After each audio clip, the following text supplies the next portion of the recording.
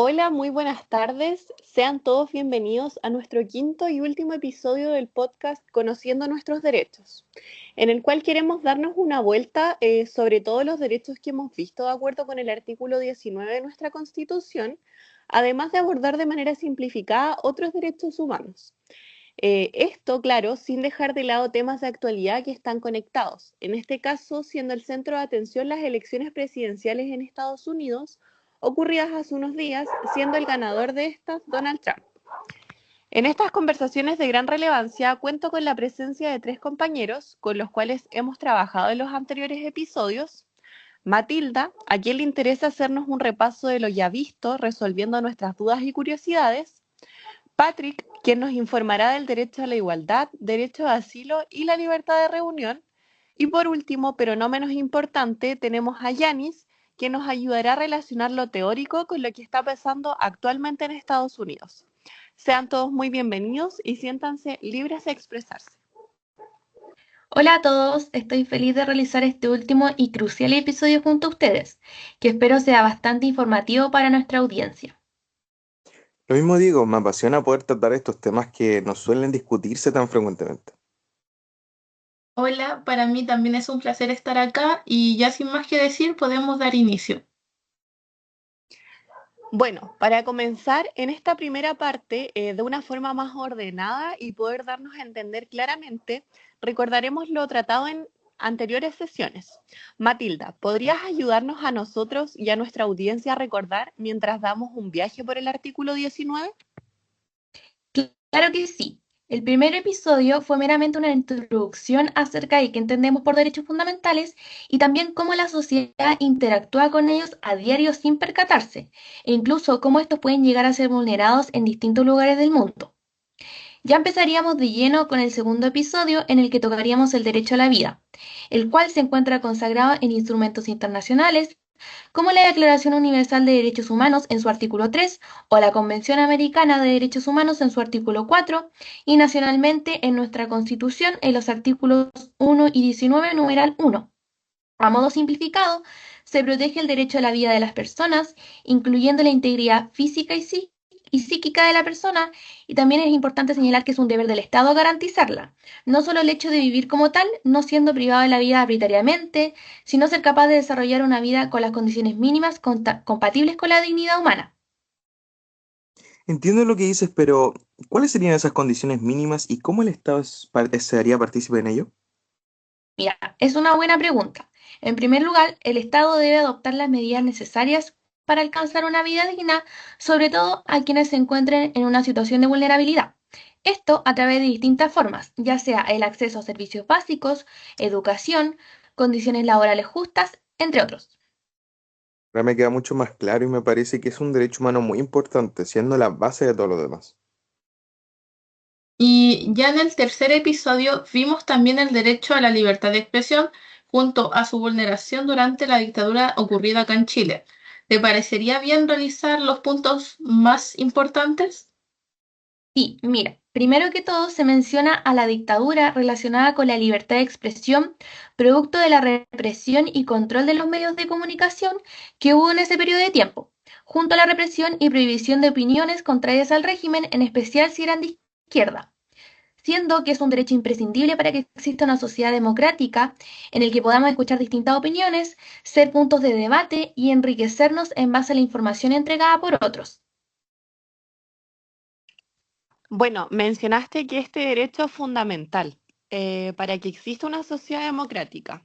Nos gustaría que nos comentaras por qué motivo y qué se podría hacer para que estas opiniones que deben enriquecernos cumplan realmente su función, es decir, que sean informativas y que no estén llenas de sesgos productos de una determinada posición que no se abra a otras posturas.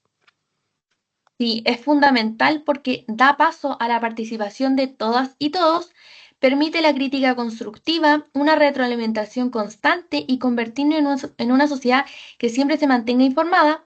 Y respecto a lo último que dijiste, igual es bastante complicado, porque sesgos siempre van a haber, ya que no siempre seremos tan abiertos de mente y aceptaremos cosas negativas de lo que tanto defendemos. Pero si se promueve la alfabetización digital, encontraremos más diversidad de opiniones, lo cual es siempre favorecedor. Esto, claro, tiene que ir acompañado de regulaciones digitales para que esto no lleve a que se promuevan apologías al odio y discriminatorias por distintos factores. Sí, y ya en el último derecho tratado fue el derecho a la vida privada. Explícanos, por favor, en qué consiste y su relevancia en nuestro ordenamiento jurídico actual. Mira, a resumidas cuentas, el derecho a la vida privada protege nuestra información personal y espacios íntimos, que no deseamos que sean compartidos o que accedan personas a las cuales no le hemos dado consentimiento de conocer. Dentro de este derecho se incluiría la protección de nuestros datos personales y mantener nuestra privacidad al momento de comunicarnos, como al momento de hacerlo a través de mensajes por medio de redes sociales que nos otorgan cierta seguridad para el desarrollo correcto de nuestra vida privada. Bien, ahora que hicimos un repaso sobre lo que ya hemos hablado en anteriores episodios, es hora de tocar derechos nuevos que se relacionan de manera directa con el caso de actualidad que les queremos presentar más adelante. Patrick, ¿te parece aclararnos en qué consisten los derechos de igualdad, asilo y reunión? Claro, será todo un gusto hacerlo. La igualdad se percibe en nuestra Constitución en un ámbito formal y otro material. El primero con relación a que todos nacemos iguales en cuanto a dignidad y derechos, el segundo en que el Estado debe garantizar la igualdad de oportunidades. Esta permitiría las distinciones de trato según las distintas necesidades, pero no así las diferencias arbitrarias. Tampoco permite tratos discriminatorios. ¿Consideras que como sociedad hemos alcanzado esa igualdad de la que se habla? Para mí yo creo que hemos avanzado de gran manera a lo largo del tiempo, pero que aún estamos lejos en ciertas materias. Sigue habiendo una gran brecha económica. El existe de manera tan marcada ricos y pobres en nuestro país, también sigue habiendo una distinción de trato por temas raciales y étnicos a los cuales constantemente se discrimina. Incluso hay desigualdad al acceso a servicios de salud que se encuentra relacionado con lo económico y así podría seguir y seguir. Por lo que a pesar de lo mucho que hemos avanzado, sigue habiendo mucho por lo que hay que hacer. Me parece muy interesante lo que has dicho y sincera tu respuesta. Y respecto al derecho al asilo, ¿podrías explicarlo? Ya que personalmente a mí no lo tengo muy claro, no tengo conocimiento al respecto, la verdad. Bueno, para poder explicarte, el derecho al asilo otorga protección de refugiarse en otro país distinto al suyo, para quien huye de su país, producto de persecuciones, guerras, violación a derechos humanos o que se encuentren en situación de peligro y el no ser devueltos a su país de origen donde corren este riesgo. En Chile se encuentra regulado en la ley número 20.430, gozando de todos los derechos y libertades que reconoce nuestra Constitución, entre ellos derecho a acceder a la salud, a la educación, a la vivienda y al trabajo, y por último, el derecho a reunión, que permite reunirse pacíficamente en lugares públicos, permitiendo expresar opiniones, manifestarse y protestar, esto sin alterar el orden público ni ir en contra de la seguridad nacional. Bueno, ahora que Patrick ya nos ayudó a comprender ciertos derechos que son de gran relevancia para una vida en democracia y que además nos servirá para entender el caso de actualidad que les traemos, el cual trata específicamente de las elecciones presidenciales en Estados Unidos ocurridas este año, que dio como ganadora a Donald Trump, quien ha sido personaje muy controversial debido a sus políticas públicas durante su primer mandato, vulnerando los derechos humanos, lo cual es muy factible que vuelva a ocurrir en este nuevo gobierno. A continuación doy paso a Yanis para que nos dé detalles sobre qué ha hecho Donald Trump y qué creemos que pasará con su nuevo periodo como presidente que comienza en enero del 2025. Bueno, tal como mencionas, se podría hablar de un retroceso en materia de derechos humanos. Todo empezaría durante su primer periodo presidencial, en el cual siempre demostró gran apoyo al supremacismo blanco. También dentro de sus mismas políticas públicas fue incluida la expulsión de solicitantes de asilo, separando a familias al querer deportar personas ya arraigadas en el país, y también al buscar el cierre de fronteras entre México y Estados Unidos.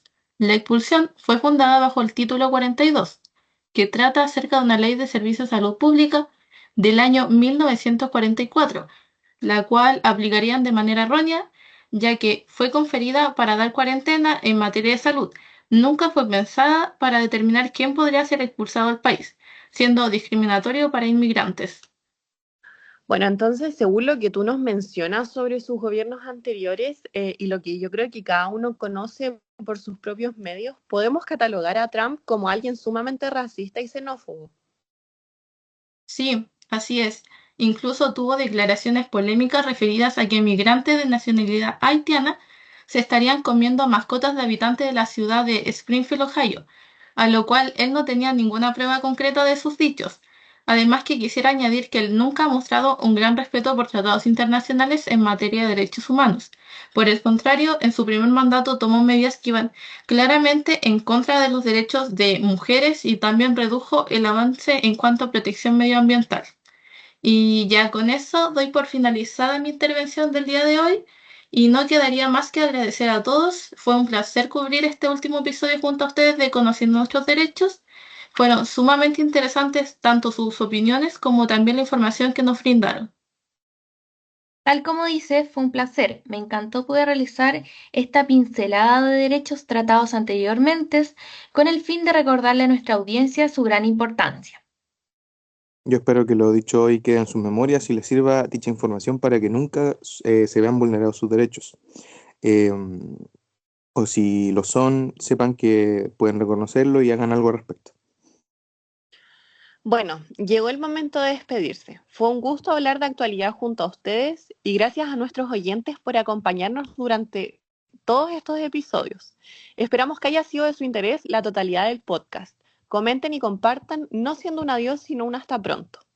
Junto con despedir el último capítulo, queremos también agradecer a nuestro profesor a cargo, Víctor Araya, por orientarnos, enseñarnos y por su gran disposición a lo largo del semestre, obteniendo como resultado este proyecto tan novedoso y de ayuda para la comunidad en general.